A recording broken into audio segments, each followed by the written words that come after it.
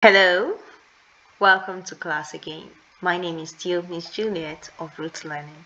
So today, our topic is going to be variant sounds of letter Y. What does that mean? It means the different sounds made by letter Y. When you are reading, sometimes you observe that letter Y is not consistent. It makes different sound depending on where it's found in a word. So today I'm going to explain why. Okay, so we know that letter Y sound is Y. So we're going to be using it to read the words that are beginning with letter Y. When letter Y starts a word, it starts with its normal sound, which is Y. So let's look at this set of words at the left hand side, where we have Y starting the words. We have Y, S, yes. We have Y, yan. We have Y, oak. I know why you say this is O, right? Because of the bossy E at the end that says say your name, don't make a sound. So this is Y, oak, yoke. Good job. Now let's look at the set of words that are in the middle. And we can observe that Y is at the end of this word and is following a consonant letter like letter M, letter R, and letter H, right? So we read this with Y sounding like letter I, letter I. So this is going to be I, my. Awesome.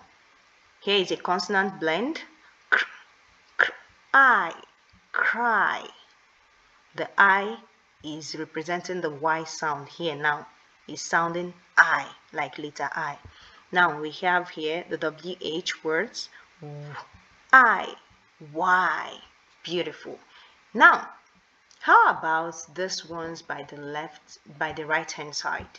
So when we have letter Y following L and is at the end of a word, it's going to be having the sound of letter I. Not letter I, but the sound of letter I. Do you understand? At the end of the word where the Y is found and it is following L, letter L, is going to be having the sound of letter I, not the letter I name, but the sound. So what is the sound of letter I? E, E. So this is Lily. Do you get that? Lily. Then this is freely. And this is neatly. Can you see? Here is now making the E, the long E sound. Whereas when it is following a consonant letter, like in the middle here, it was saying the name of I, letter I, the name of letter I. That is I, my. But when it's following L at the end of words, it speaks the long E sound, which is E, li, freely, and neatly. Beautiful. So go ahead and try more words where you find letter Y at the beginning of words. Read it perfectly. Use the knowledge also to read letter Y when it is following a consonant letter and is at the end, and then when it's following letter L and is also at the end. Have a nice one. Bye.